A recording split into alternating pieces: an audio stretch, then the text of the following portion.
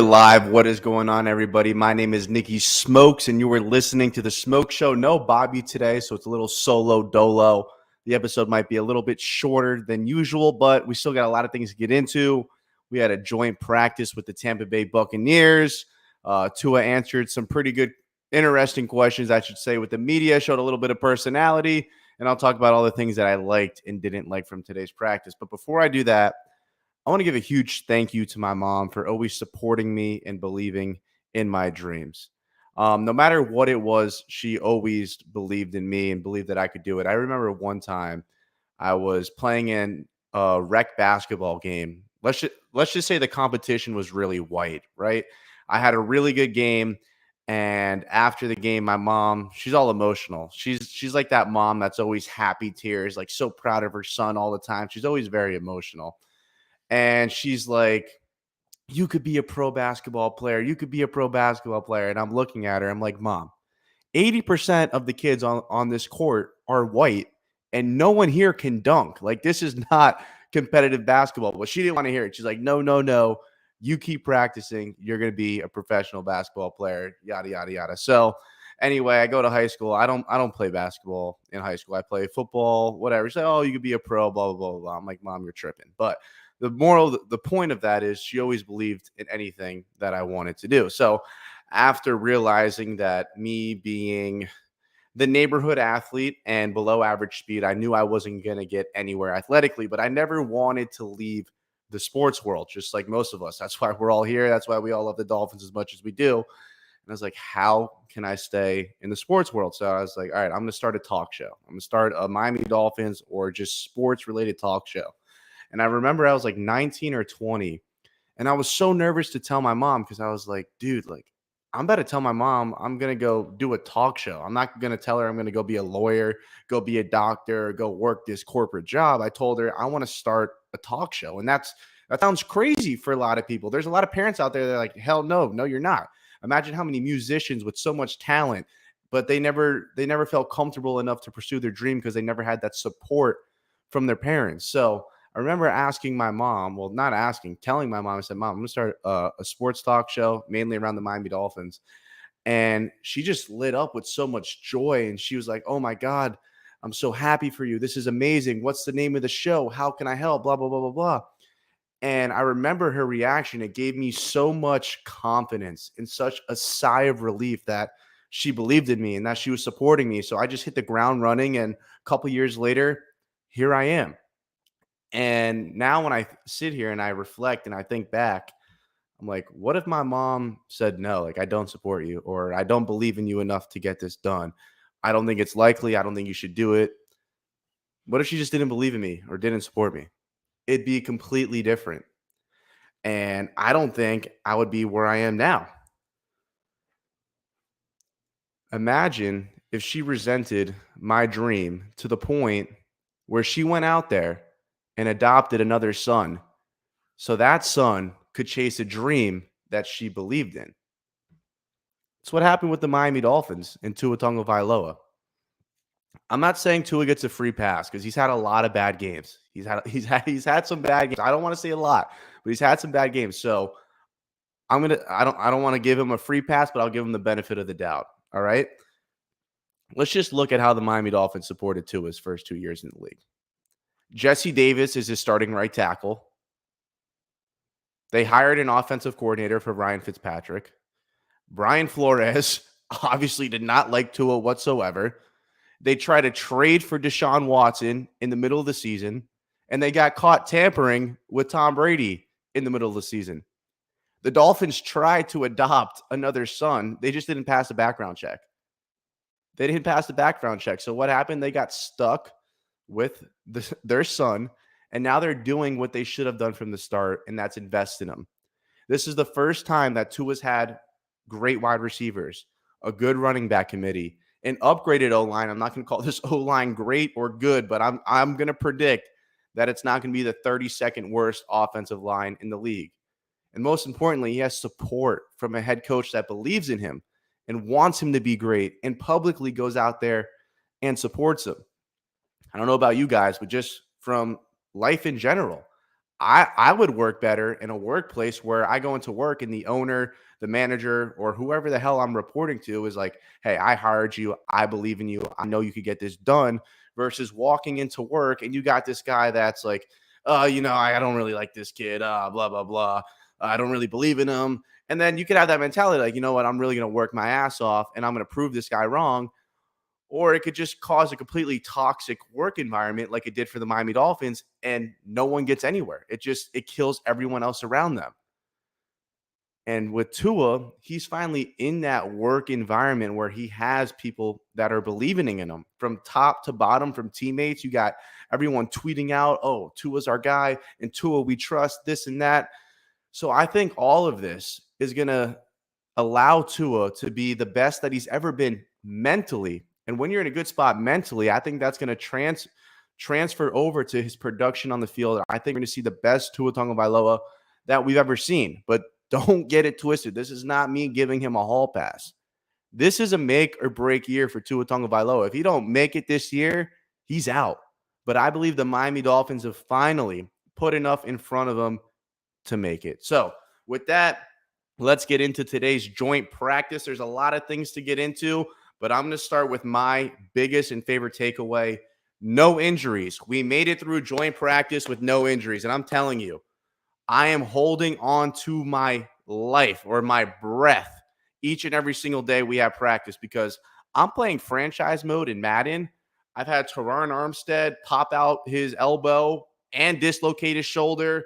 I've had Robert Hunt go down. I've had Raheem Mostert roll his ankle, and I'm only like 5-6 weeks into the season. So if Madden's already giving me that cheese, bro, we got to get through training camp because I'm telling you, we are one injury away from an absolute nightmare. So making it out of the first joint practice injury-free, huge win for the Miami Dolphins. Unfortunately for the Tampa Bay Buccaneers, they lost their starting center, who's really their backup center. So I don't even know who's going to be their center tomorrow. They might have a coach out there just snapping the ball back to Brady while they try to go find someone from Publix to snap the ball because I don't know who their third or fourth string center is.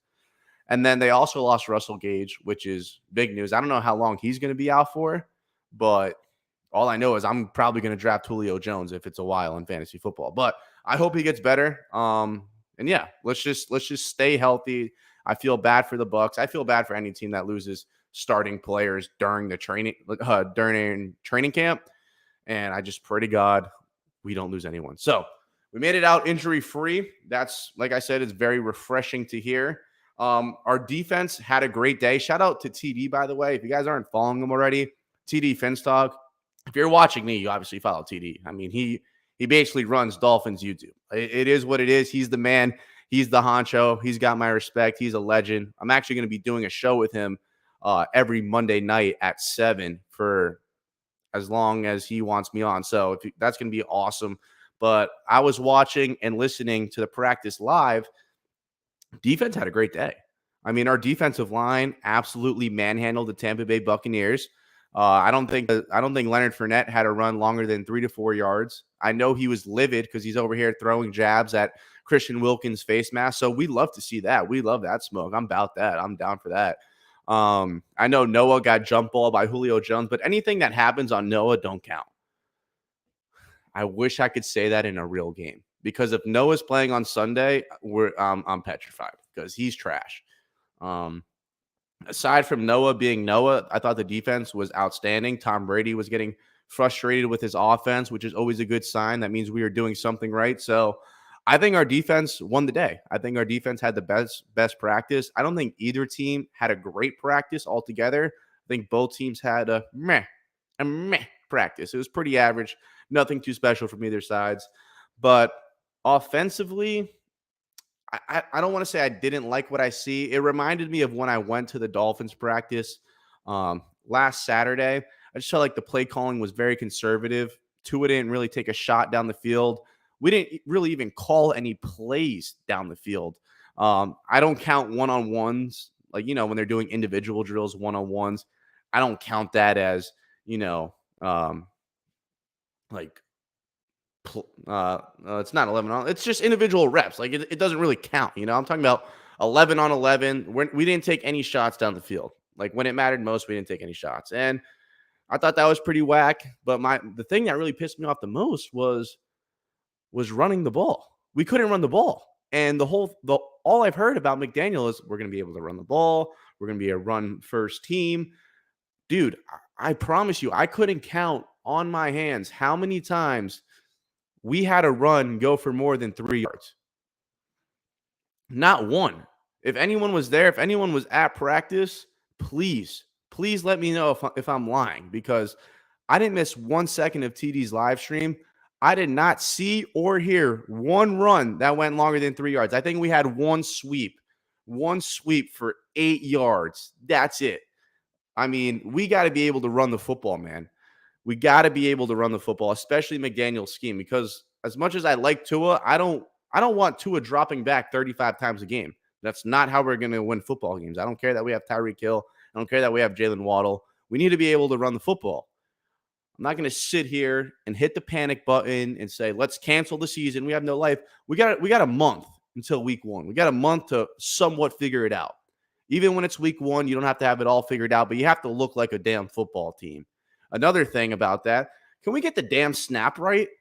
I mean, Tua out here looking like he's doing like he's doing burpees or up downs. He's catching snaps here, down here, to the left. Well, that's to the right, to the left.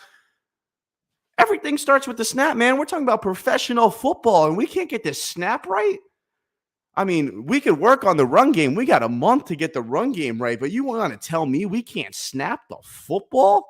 I mean, come on, bro. If we lose to the Patriots because snaps are going over to his head or in between his legs, I'm gonna pull up.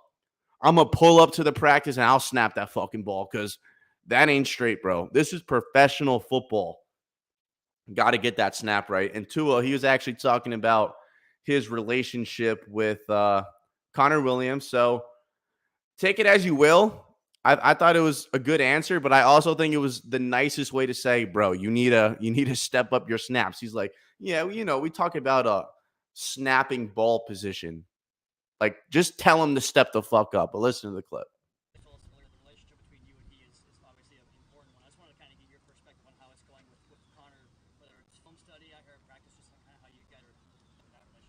Yeah, it's been really good. Every time we see each other, I mean, I sit by him in our team meetings. We're talking about, getting the guys going for the day, and then just snap locations on certain plays that'll help us execute the play that much better. And then just our timing with everything.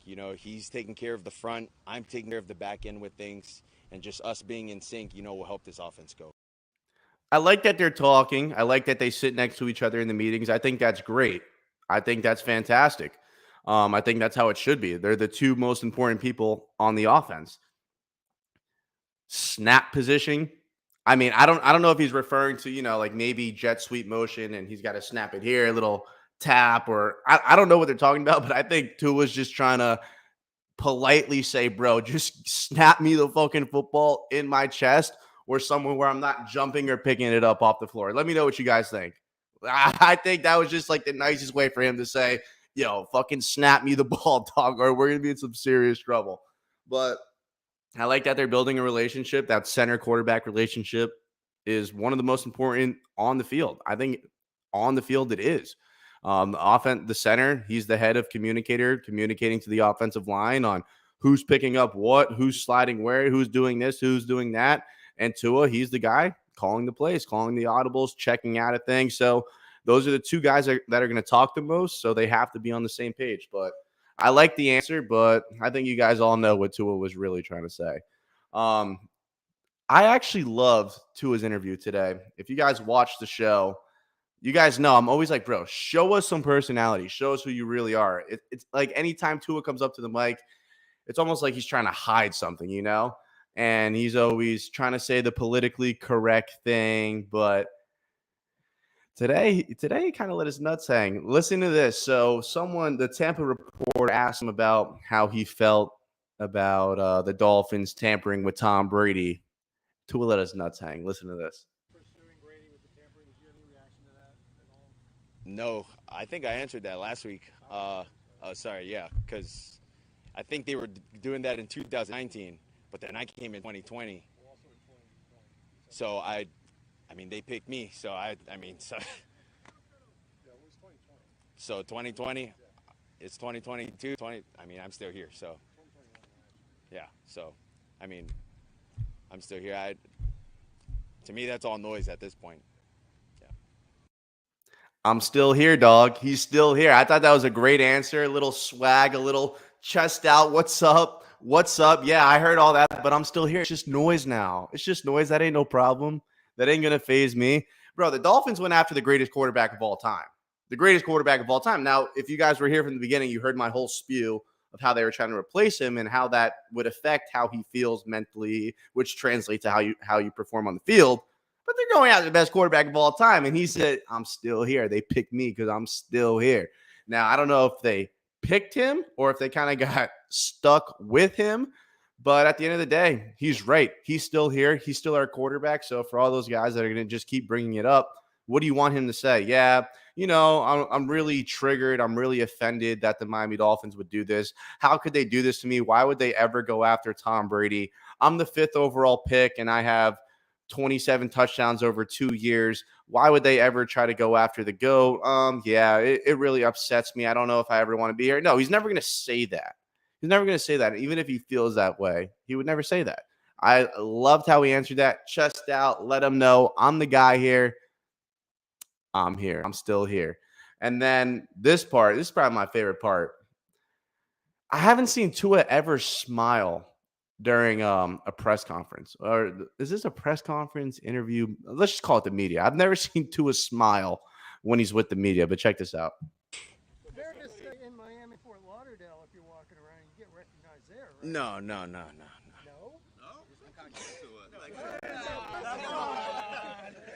No, yeah, I mean, of course. Yeah. But I barely go out, so, it's weird because every time I go out, I try to find a gas station when I got to put in gas where, like, I think no one's going to be at. And then when I do get out, everyone, I feel like, just starts coming and pulling up. And, no one, sometimes, like, knows it's me. A lot of older people go to the gas station that I go to. So, I like it. I love it. So it's good. Tua loves his gas station. I'm glad Tua loves his gas station. I know you can't hear what the reporters ask him because it's 2022, and for some reason we can't get them a microphone for clear audio. They're asking, do you think you would get recognized in Fort Lauderdale, Miami? I mean, that's the dumbest question I've ever heard in my entire life. Obviously, the starting quarterback for the Miami Dolphins is going to be recognized in Fort Lauderdale in Miami. So I thought that was a great answer. But I'm just glad Tua loves his gas station. I just dropped the link in the comments if you guys want to hop up here. I don't have a co-host, and to be honest, I hate talking to myself. So if you guys want to come up here and talk, come on up. Or if you guys have anything that you want me to answer, drop it down in the comments. But I can't just sit up here for an hour and talk to myself. I know TD does it. TD's great at it. I can't do that. I need someone to talk to, bro, or I'm gonna lose my fucking mind. But yeah, I mean, there's nothing really else for me to blow out of the water here. The joint practice was very meh. It wouldn't surprise me at all if we opened up the playbook a little bit. I hope we do. We got to take some deeper shots, especially when it's Tyreek Hill and Tua. I want to see that up against another defense because we play a lot of man-to-man. I want to see us go up against Tampa Bay. I think they run like a predominantly zone defense.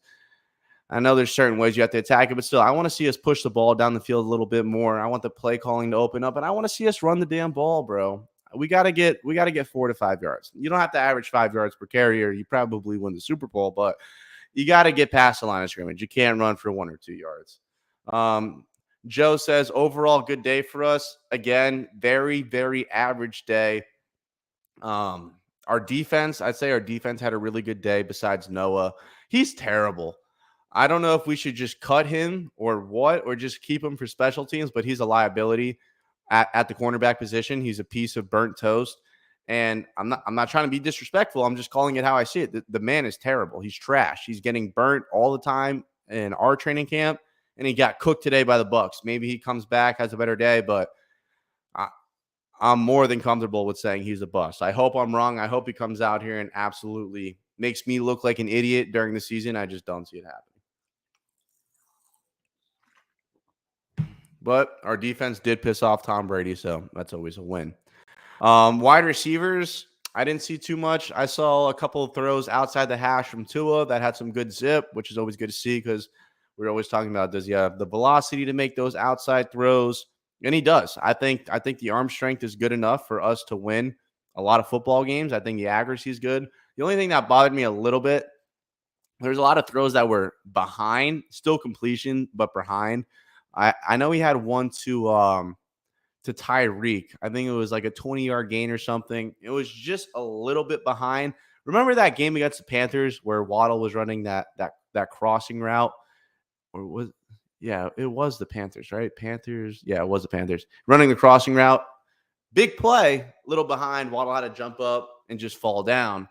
But if he hits Waddle in stride, it's a touchdown. Same thing happened today in practice. So I'd like to see Tua work on that tomorrow. I mean, he's been working on it the whole offseason. Could have just been an off day. But I'd like to see that throw be made more consistently in stride. He's not putting it in a spot where his receiver can't get it, but he's putting it in a spot where we can't get that yak. And if you guys all know that McDaniels wants that yak, not just in his cup, but on the field too. So Joe says we need a center so we can move Connor over, and then the only weak link is right tackle. I think that's fair. I know Dieter practiced today. I don't know if he played in 11-on-11s, but I know he practiced.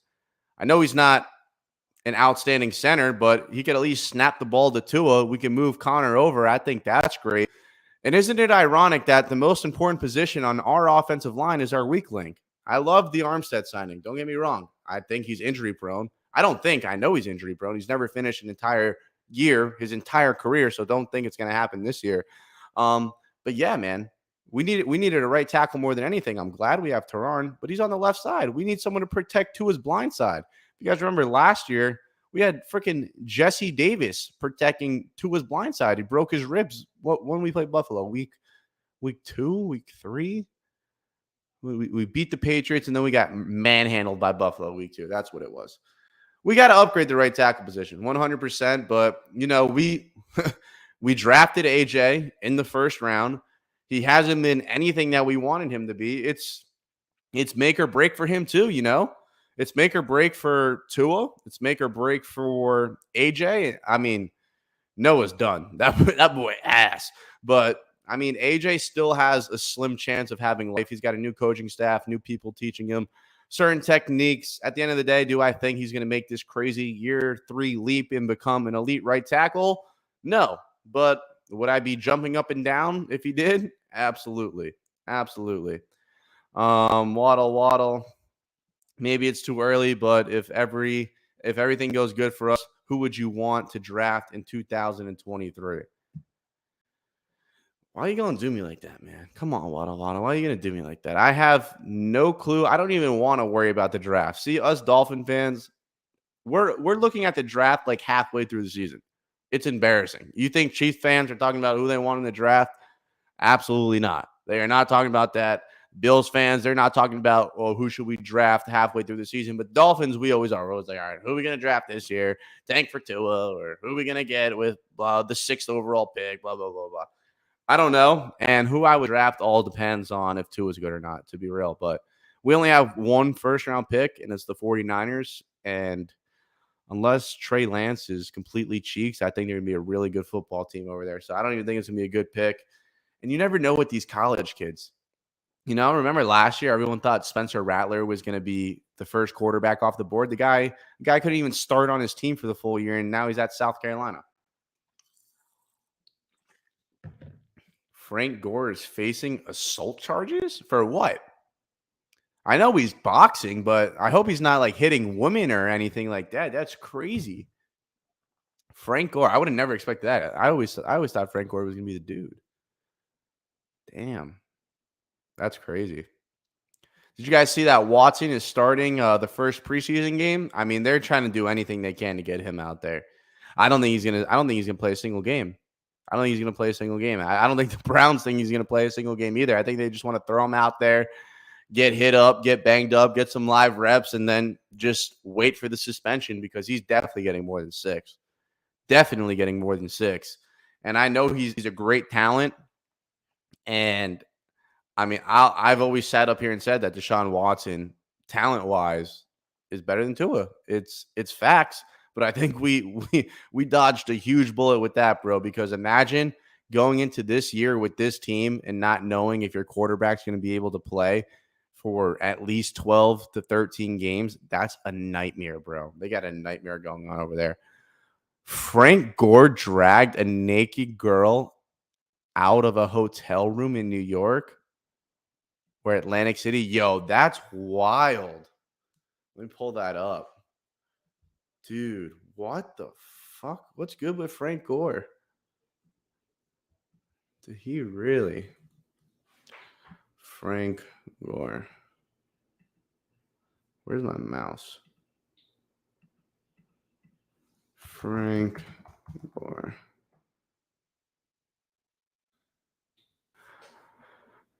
What's a simple assault? What's simple assault? What simple assault? What is that?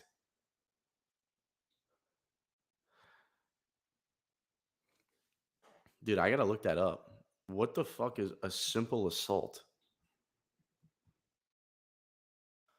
Florida law classifies simple assault as a second-degree misdemeanor with penalties up to 60 days in jail or 6 months probation and a $50,000 fine.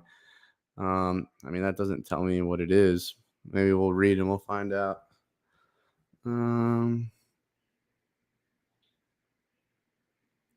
Victim, 28-year-old woman from Miami, speaking with hotel security, did not exhibit signs of injury and complaints. I don't know. I've never heard of simple assault. That's going to be the dumbest thing I've ever heard in my life. Like, how is an assault simple? I don't know. That's weird. I can't believe that's happening with Frank Gore, though. That's pretty weird. CTE is a real thing. CTE is a real thing. There's something else I wanted to talk about. Okay, so Brandon says it's simple assault because he didn't hit her. So how is it assault? What did he do? Was he just yelling at her and screaming at her and making her shit herself? I don't understand. I don't know. Fuck simple assault. Fuck assault in general. Don't be a scumbag. Be a good person. Zach asked, do you see Noah making the 53 roster or do you see him getting cut? Oh my God. If he didn't play special teams, he'd already be working at Wendy's, serving up 4-for-4s. I'm just calling it how it is. He's a special team starter for us. He's still a first-round pick. He's under contract. I'm assuming it gets worse than Noah Igbo trash. I'm assuming it gets worse than him because we're still giving him reps. We have him listed as the third or fourth corner. I think he'll make the team. I think he'll be a special teams player like he has been for us, and I think he makes the team for that reason. At the end of the day, we love to talk about offense and defense. Special teams is a very, very important part of the game. You need good special teams if you want to win games. You can control field position. You need gunners that could go down there and make tackles. And that's what Noah Igmanogany is. So if you ever want to look back, the Miami Dolphins wasted a first-round draft pick on a special teams specialist. So to answer your question, Zach, yes, I do think he makes the team, but that's only because he plays special teams. Noah's trash. Oh, dude, we traded Shaheen. I think we got fleeced. I think we got finessed. What do you guys think? I mean, so we got a 6th-round pick, gave up Shaheen, and we gave up a 7th-round pick. I don't understand that. Do you guys agree with that? I mean, I know we have a lot of depth. We have a lot of depth at the tight end position, but I mean, I think we got fleeced. I think we could at least just did a Shaheen for a 6. I don't know why we had to give up a 7th. Well, I mean, what's the difference between a 6th-round pick and a 7th-round pick, honestly? Let's see. Let me get this depth chart pulled up. There we go. Brandon thinks it was a good trade. Waddle says we basically sold that whole draft. Yeah, we probably did. Yeah, dude. I mean, it makes sense. Look at all this depth. Look at how many tight ends we have. That's wild. And we really didn't need them. But I just don't know why we gave them a 7th. I think it should have been a 6th for Shaheen straight up. Kane's 1989 says, I think Mike G stays long term because of that trade. I don't think so. I like Smythe, man. I really think Smythe's good. Hunter Long, I haven't really got to see him play too much. So I don't think Gesicki stays long term at all. I think he's trade bait. Wouldn't surprise me at all if the Dolphins traded him. I know McDaniel's looking for a blocking tight end. And I don't think you're going to get that from Gesicki. I really don't. I like Mike. I do. But I would trade him in a second. I really would. It's got to be the right offer. I'm not just going to let go of Mike Gesicki for no reason. But I don't think he stays long term. I don't see it. I don't think he's going to be worth the money. I don't think we're going to want to pay him that much money. This year we have $20 million in cap space, but next year we're projected to be $23 million over the cap space. So we're going to be broke as a joke unless we start getting rid of some guys. But I don't think Mike G is going to be for a while. Brandon thinks that Hunter Long is coming along. That's a nice little play with words right there. He's been hearing good things. I've been hearing some things. I would be lying to you if I sat up here and said I've heard Hunter Long has been going out there just absolutely killing it. But hey, man, I haven't heard much about Gesicki. So at the end of the day, I think it's just whichever guy could go out there and block and catch a football is gonna get the most playing time, and that's Gesicki's thing. He can't block. I don't know how well Hunter Long blocks because when I go to practice, to be honest with you, I'm not sitting there looking at Hunter Long, but I trust his coaching staff to go out there and make the right decisions for this football team. Kane's 1989 says, if we trade him, we should either get a pick or a player we can use. 100%. I think we shouldn't settle for anything less than a third for Gesicki. I'd love for us to get a second. I don't think it's realistic. I really don't know. A team would have to be really, really desperate for a tight end to give us a second round pick for Gesicki. Roquan Smith requested a trade. That's big news from Chicago. Now, if I was playing Madden, I would sign him today. I'd make the trade happen today. I wouldn't hesitate. I wouldn't waste any time. I'd get it done. But I made a video. If you guys haven't checked it out, it's like a 3 to 4 minute video. It won't take long.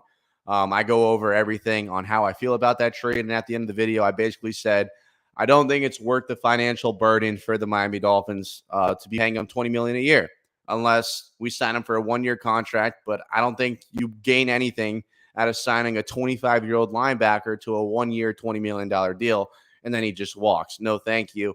You look at our defense. I mean, our front is disgusting. Our defensive front is disgusting. I love it.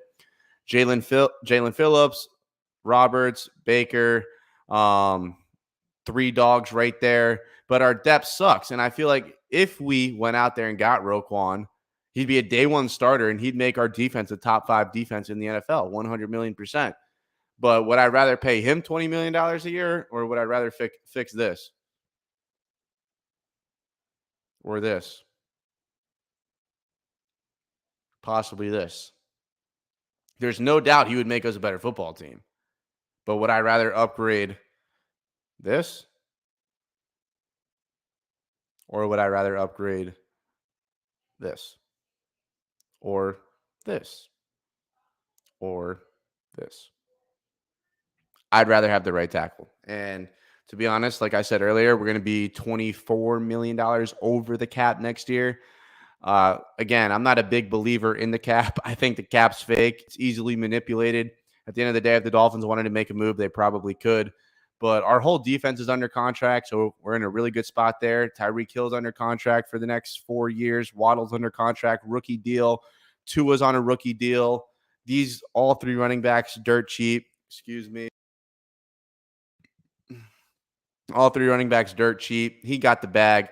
But our time to win's now. We got a quarterback on a rookie deal. Jalen Waddle's on a rookie deal. Our defense is all under contract for at least the next 2 years. The only one I'm not sure about is Byron Jones. I think his contract's ending pretty soon. I don't know off the top of my head.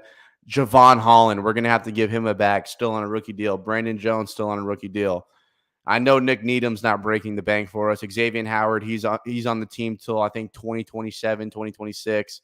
And to be honest, I don't remember everyone's contract off the top of my dome, but Jalen Phillips, again, he's on a rookie deal. So right now, man, I mean, this is the time to win for the Miami Dolphins, and that's why there's so much pressure on that 2020 draft class. I mean, there's going to be pressure regardless. It's your 3rd year. You're still improving. You got to show us something. But right now, we're in a prime position because when you have your quarterback on a rookie deal and you have a roster like this, it's a small window, but my God, is it full of opportunity. If you imagine if two balls out this year and we have him going into his 4th year on a rookie contract and we upgrade that offensive line. And again, like I said, our whole defense is under contract. Dude, we can start making some noise. Now, I don't want to jump ahead to 2023 because we still got to worry about right now. And we could either be really good this year or really fucking ass. And if we're really fucking ass, I don't know if I'm ever going to do this show again because this team will completely break my heart. But this is the time for the Miami Dolphins to win. We're in a very, very exciting time. You guys should be filled with optimism. But you should also keep it real with yourself. Don't sit there and just sip that Kool-Aid until your stomach hurts, bro, because we've been doing it for how long? Remember last year we thought we were going to be the greatest thing since sliced bread. We went out there, beat New England on the road. Hell, we were in first place in the AFC East for 1 week, lost 7 straight games.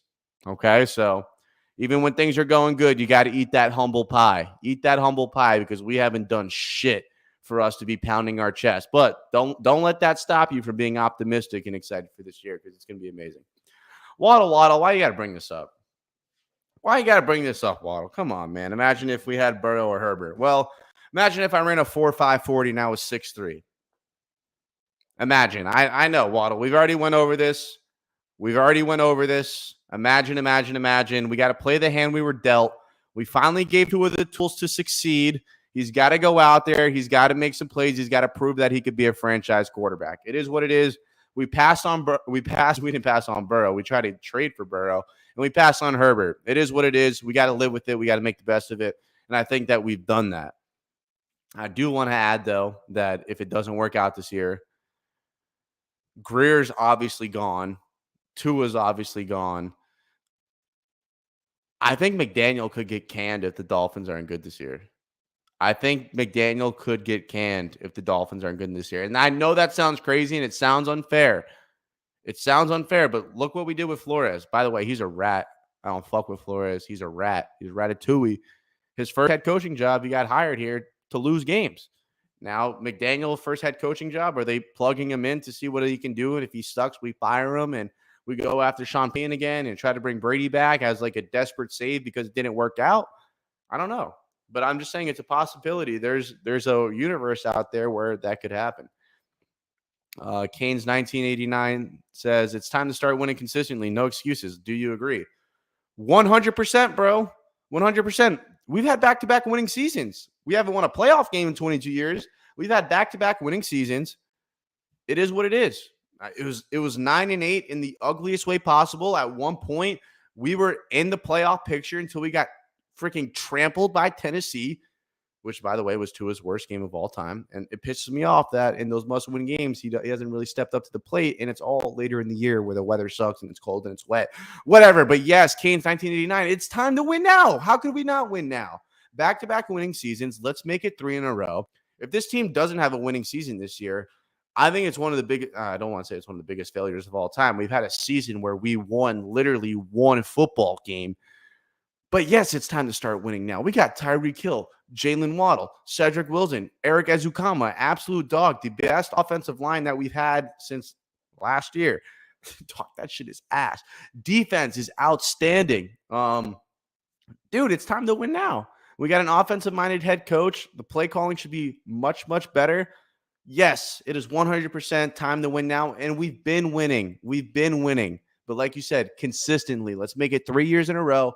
Winning season and a playoff berth. Real shit, though. This team has let me down so many times that I feel like I'm over asking my team to win a playoff game, and it's sad. It's really, really sad that we haven't won one in 22 years, and I'm scared to say that our bar this year is to win a playoff game. I'm scared to say that because if we make the playoffs, I get all excited. I'm jumping up and down like a little kid, like on Christmas. I'm booking the flight to wherever the hell I got to go to watch the game. I love making the playoffs, but I truly believe with the roster we have right now, we should win at least one playoff game. You look at the Bengals last year. They had one of the worst offensive lines in the NFL and made it to the Super Bowl, and they almost won. Now, the common trend here is, though, is that you could get to the Super Bowl. You're not going to win the Super Bowl. Look what happened with the Chiefs against the Bucs. That O-line got cooked. And then, bro, if Joe Burrow had more than 1.5 seconds to throw that ball to Jamar Chase on the last play of the game, I mean, he was wide open. It probably would have been a touchdown. But you can make things happen with an okay O-line. And I think with the roster we have now, it's time to win a fucking playoff game, man. It's time to win a fucking playoff game. I would like to see the Dolphins win another Super Bowl title before I'm 40. I'd like to see them win a Super Bowl before I'm dead. Give me one Super Bowl before I'm dead, bro. If not, I'm going to make sure I raise my kids diehard Dolphin fans, and then they could raise their kids diehard Dolphin fans. So then at least someone in my family line will see the Miami Dolphins win a Super Bowl. And when they do, those kids better walk over to Grandpa Smoke's grave and put Super Bowl champion T-shirts and hats on my grave. Don't bring me flowers. If you want, you could open up my casket, put the shirt on me, put the hat on me, or pay the guy, like the landscapers, to do it if you don't want to see me dead. I understand that, but just make sure you bring me a Miami Dolphins Super Bowl T-shirt or a hat if they don't do it in my lifetime. They got to win one Super Bowl before I die, or I will die unfulfilled. Daniel Barrios, never been more depressed than I was after our playoff loss in 2016. Let me tell you something about that. I was at that game, bro. I flew out to Pittsburgh, and I got on my flight as a walk-on because we were supposed to fly out of Fort Lauderdale, and then that Fort Lauderdale shooting happened. So we canceled the flight. I thought they were going to shut the airport down. I thought that'd be like the normal thing to do after a shooting, but they didn't. So we kind of like canceled our flight for no reason. We got on by standby. And long story short, we get down to Pittsburgh, go to the game, and we just get fucking manhandled. I mean, I saw Matt Moore get decapitated. I knew we were going to lose the second they were warming up. Like the Steelers guys come out shirtless. Our guys are like this, freezing cold. We had no life at winning that game. I really thought we were going to win that game, though. Like on the plane, I thought it was meant to be, oh my God, we made it on the plane. They have to win. We got smoked. We got cremated. But that's the thing, Daniel. How depressing is it when you make the playoffs and get manhandled? It sucks, right? It's terrible. And that's why we need to win one, because just making the playoffs and getting blown out, that shit ain't straight. It's time to change the culture. Ask Patriot fans. I mean, they have 6 Super Bowls, but like, you think they enjoyed making the playoffs last year and losing by 50? No, dude. No, I'd save me the embarrassment. But here I go again saying, no, I'm good on a playoff berth. We got to win more, man. We got to fucking win more.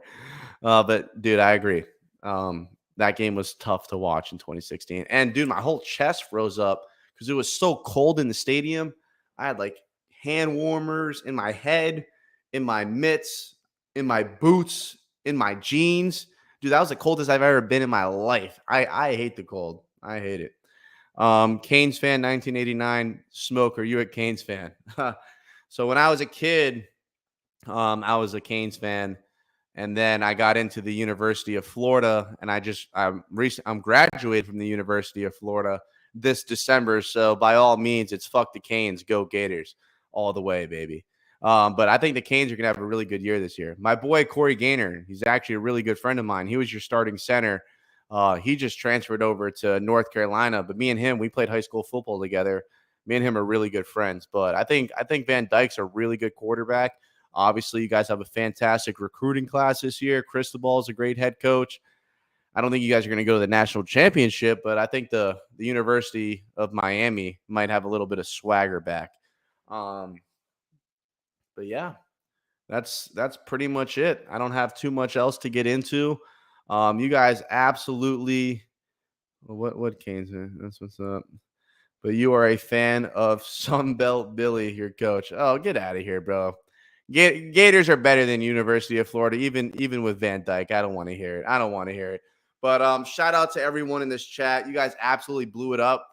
This is the most live viewers that I've ever had live. So thank you guys so much. I'm honestly humbled. This is outstanding. I've never had this many people watch live. I've never had this many. Look at how many different people are in the comment section. That means the world to me. Thank you guys so much. If you haven't, please subscribe. I'm trying to hit 500 subscribers. The only way I could do that is with your guys' help. Share it with some friends. I promise I'm always giving back. Just ask the Tua Foundation. But seriously, guys, thank you from the bottom of my heart and tuning in. I'll see you guys on Friday at the same time, baby. Fins up. Come on. It's a little awkward, but here we go.